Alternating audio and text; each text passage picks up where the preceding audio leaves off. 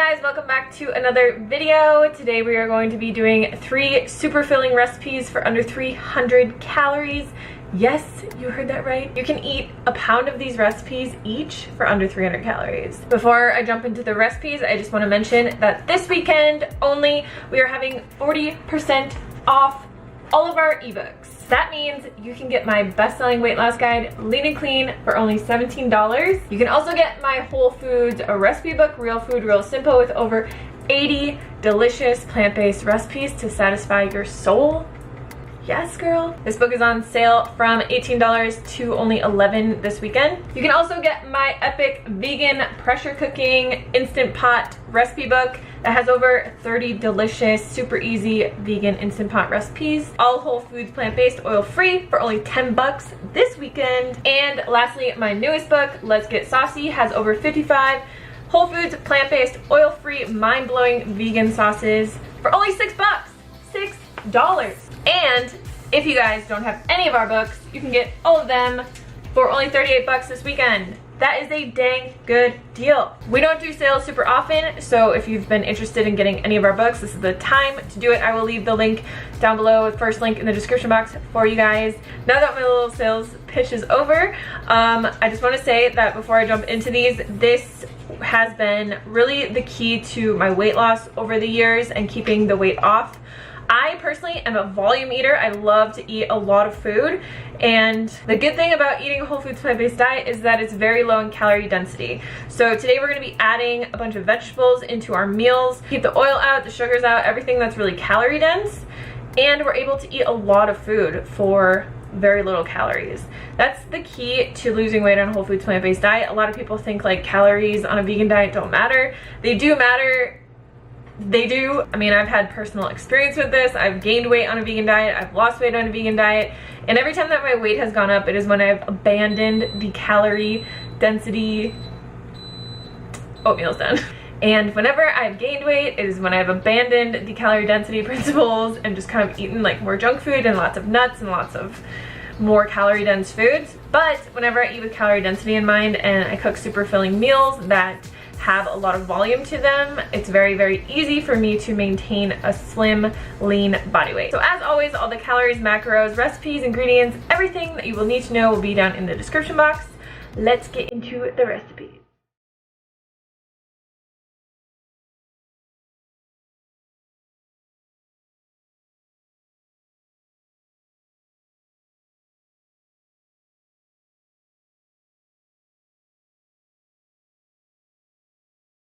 So the first ingredient we're going to be putting in our oatmeal is zucchini. I know you guys are probably like, WTF, Hannah, why would you put zucchini in oatmeal? Honestly, you can't even taste it. I like to just chop it up into small bits, but you can also shred it and put it into the pot when it cooks, and you really will not even notice it. My husband thought it was apples. Seriously. So I like to take the skins off just to make it less noticeable. Also, if it's not organic, you always want to take the skin off of it. Chop the ends off, and then I just chop this into quarters, like really small little bits, just like this. But as I said, you can shred this and you really won't notice it, or you can chop it into even smaller bits, which I kind of wish that I did, but I didn't do that this time. I'm actually going to be cooking all these recipes in my Instant Pot, but if you want to cook this one on the stovetop, just bring it up to a boil, cover it, reduce the heat to a simmer, and let it simmer until all the water is absorbed. So we're just adding in 2 cups of oats here, our zucchini, and 1 super ripe banana. You want to make sure your bananas are ripe, because the riper that they are, the more sugar content they have in them, and the more creamy that they will make the oatmeal.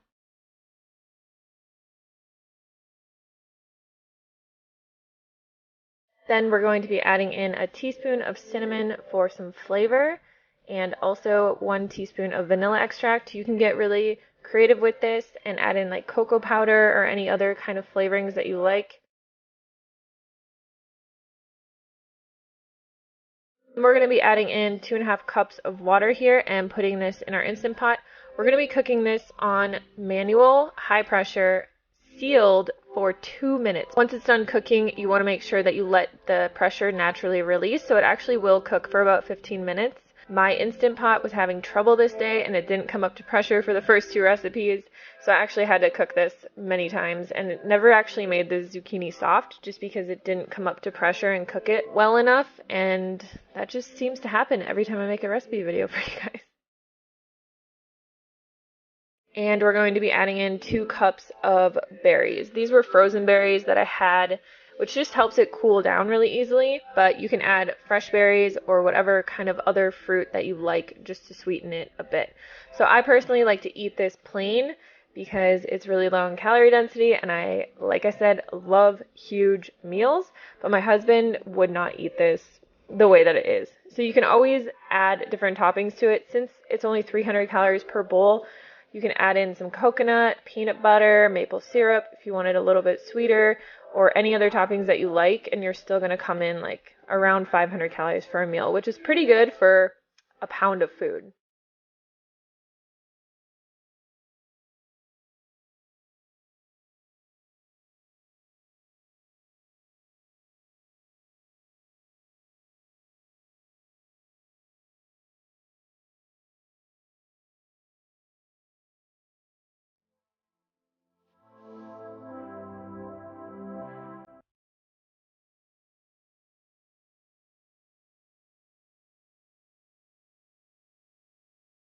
I actually made this lentil soup a few weeks ago, and it's quickly become one of my favorite recipes.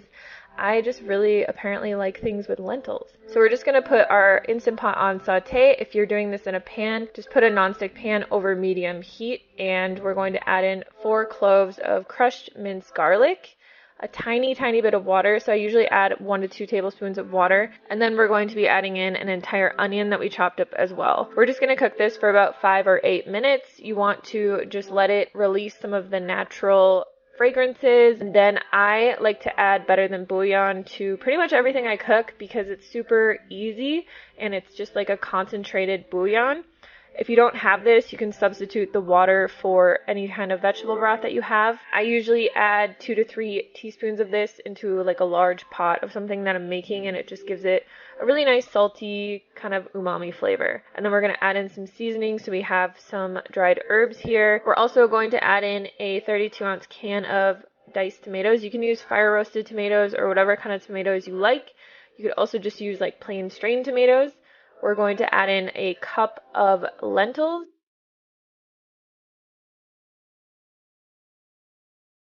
Then we're going to add in the rest of our ingredients, which are all going to be vegetables, super low in calorie density. So we have cauliflower, some chopped carrots, 1 zucchini that we've chopped up nice and small once again. Zucchini is super versatile because it's like tofu. It just kind of takes on the flavor of whatever you put it into.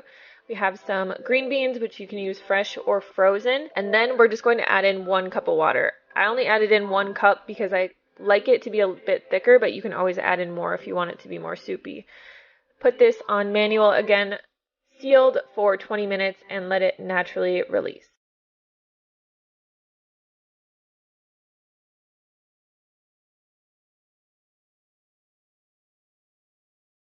This soup is really delicious on its own. It has a lot of good flavor in there.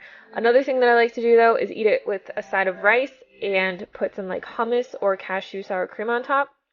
Makes it really good. But get creative. You can put it over potatoes, put it on all different kinds of stuff.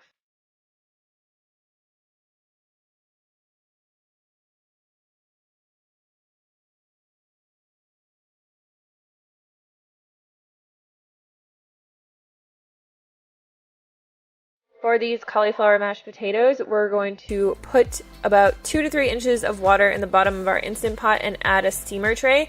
So personally, I like to add a steamer tray whenever I am cooking potatoes or steaming anything, obviously. But for mashed potatoes, if you cook them in the water, they do get really watery because they take on a lot of the water that's in the pot.